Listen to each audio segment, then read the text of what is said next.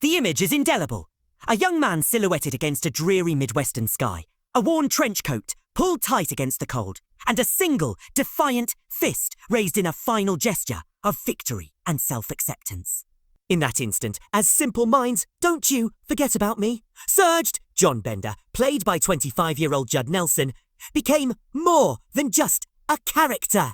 He became the distilled essence of 1980s teenage alienation, a symbol that resonated across every social boundary and locked him forever into the cinematic consciousness of an entire generation. He was hot, he was dangerous, and he was undeniably real, achieving a level of instantaneous cultural saturation that most actors spend entire careers chasing. The year was 1985, and with two monumental back-to-back box office smashes, Judd Nelson was suddenly, emphatically, one of the biggest stars in the world, his face gracing every magazine cover, and his rebellious spirit defining a new Hollywood archetype. Bah! The offers were endless, the critical acclaim was universal, and the world was utterly convinced that this intense, smouldering talent was destined to take his place among the legends. Sure. And then, the strange and quiet shift began, raising a question that lingers 4 decades later. How does a star who burns so intensely, a rebel icon whose image is printed on millions of dorm room posters, go from being the face of the decade to a name that only sparks a flicker of recognition for those who lived through the era? To understand the answer, we must fade to black and trace the story of the man who seemed destined to own the 80s, only to be permanently reshaped by a single, ill-fated article. The origin story of the ultimate cinematic rebel begins in a place far removed from the grit and grime of detention, rooted instead in the quiet, sophisticated affluence of Portland, Maine. Judd Asher Nelson was born in 1959 into a family of significant social and intellectual standing, a pedigree that dramatically contrasts with the working-class outsider he famously portrayed. His father was Leonard Nelson, an accomplished corporate lawyer and a notable figure in the community, holding the distinction of being the first Jewish president of the Portland Symphony Orchestra. His mother, Merle Nelson, served as a court mediator and had been elected to the Maine House of Representatives, establishing a family tradition of achievement, intellectual pursuit, and community leadership. Young Judd was not raised in a vacuum of struggle. He was groomed for success, attending elite preparatory institutions like St. Paul's School in New Hampshire, a crucible where the children of the American establishment are prepared for the Ivy League and future leadership roles. This path led him to Haverford College in Pennsylvania, where he initially embarked on a philosophy major, a choice that reflected the intellectual rigor expected of him. However, the trajectory of his life took an unexpected, pivotal turn during his sophomore year when a casual favor for a friend, accompanying them to a theater audition, led to an ultimatum from the director: either participate or leave. Nelson, with characteristic spontaneity, auditioned, and the subsequent rush of creative realization convinced him that his true calling lay not in academic philosophy, but in the visceral, immediate reality of performance. He promptly dropped out, abandoning the prestigious future his family had planned, and moved to New York City to enroll in the legendary Stella Adler Conservatory, a radical defining commitment that signaled he was prepared to trade his secure birthright for the precarious,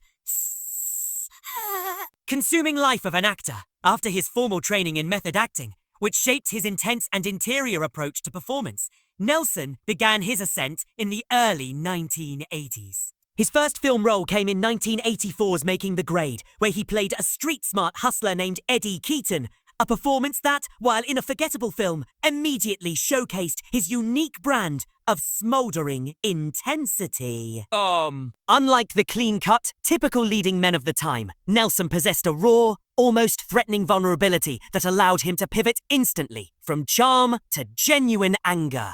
This was quickly followed by a role opposite a then unknown Kevin Costner in Fandango, allowing him to further hone his craft and build a respectable, albeit modest, resume. The true lightning strike arrived when he was cast in John Hughes' seemingly simple film about 5 archetypal high school students stuck in Saturday detention. The Breakfast Club. Hughes needed someone who could embody the criminal, John Bender, a role that demanded an actor who could project hostility and danger while concealing a deeply wounded, intelligent core.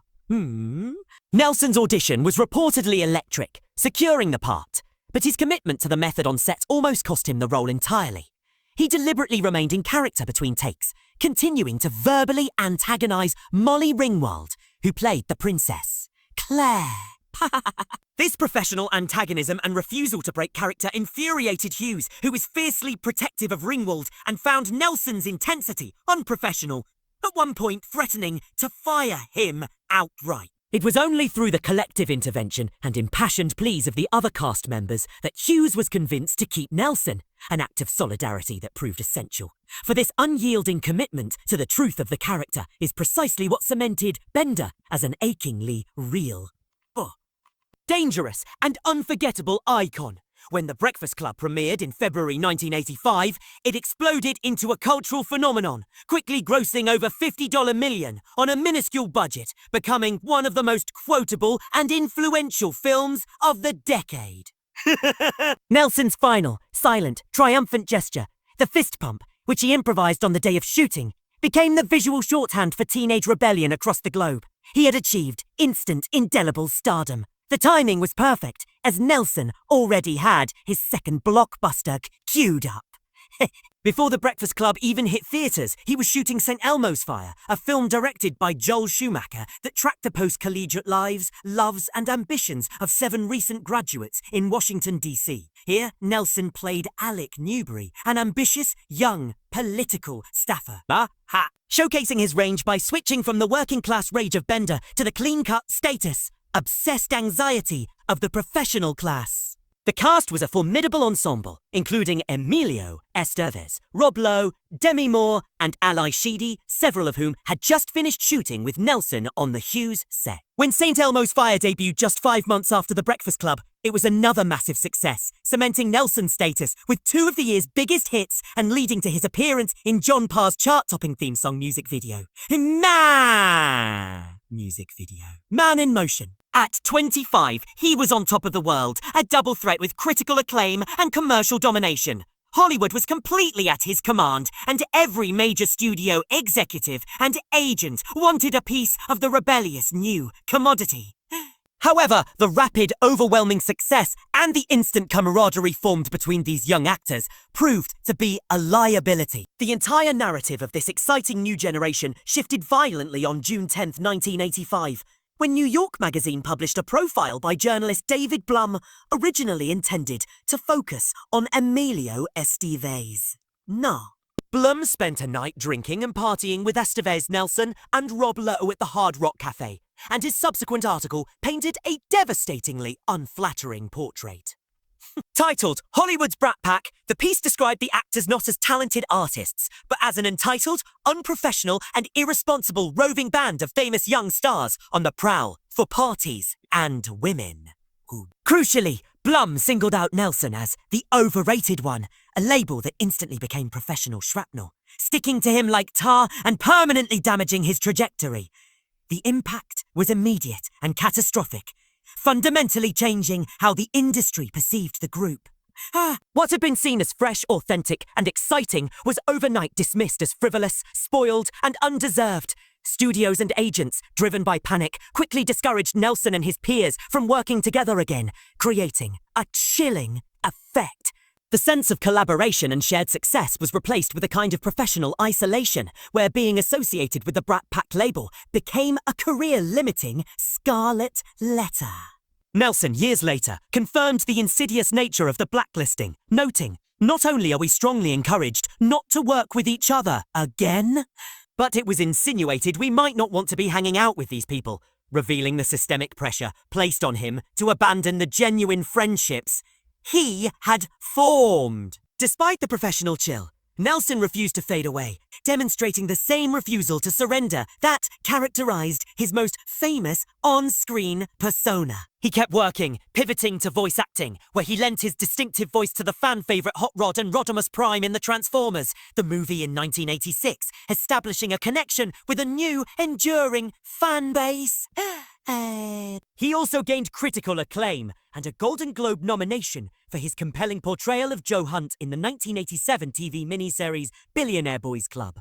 However, the flow of major studio offers had slowed to a trickle. Sir. Projects that would have easily gone to him before the New York article now went to others, and the A-list directors who had courted him suddenly fell silent. The label had done its work, forcing him to take roles in smaller, mixed-reviewed films like From the Hip and Blue City. The 1990s saw him transition steadily into the world of television and direct-to-video films, a realm far from the cinematic glory of the mid-80s. His biggest post-Brat Pack success came with the long-running NBC sitcom Suddenly, Susan, where he played the lead male role of Jack Richmond opposite Brooke Shields for 4 seasons, providing him with professional stability and consistent visibility. Yet, this television success, while admirable, was a far cry from the trajectory predicted for the generation's defining movie rebel. After Suddenly Susan concluded, his career became a steady, professional stream of guest spots on popular procedural dramas like CSI and Psych, as well as dozens of low-budget genre films that premiered late at night on cable or went straight to DVD. A silent testament to an industry that had celebrated him and then largely discarded him. Today, Judd Nelson has found a quiet equilibrium, deliberately choosing a path of privacy that stands in stark contrast to the tabloid-feeding frenzy of his youth. His personal life remains intensely guarded. He has maintained a number of significant relationships over the years, including an engagement to Shannon Doherty. The definitive fact is that he has never married and has no children. Now, in his mid-60s, he lives a deeply private life in a long-owned home in West Hollywood, where his passions run to the surprisingly intellectual and disciplined. He is an avid collector of Muhammad Ali memorabilia, demonstrating an enduring admiration for the discipline and defiance of the legendary boxer. And he regularly engages in golf and motorcycle riding. Perhaps most revealing of his inner life, he has quietly published 4 books on Kindle, Water Music, The Gig, 9 of Diamonds, and The Power of Speech, confirming that the intellectual pursuits he initially abandoned for acting remain a vital part of his existence. He is currently single and remains fiercely committed to keeping the details of his dating life away from the public eye. A choice that, given the chaos of his early fame, is an understandable defense of his peace. In analyzing Judd Nelson's career, we must adjust our expectations of what happened to him.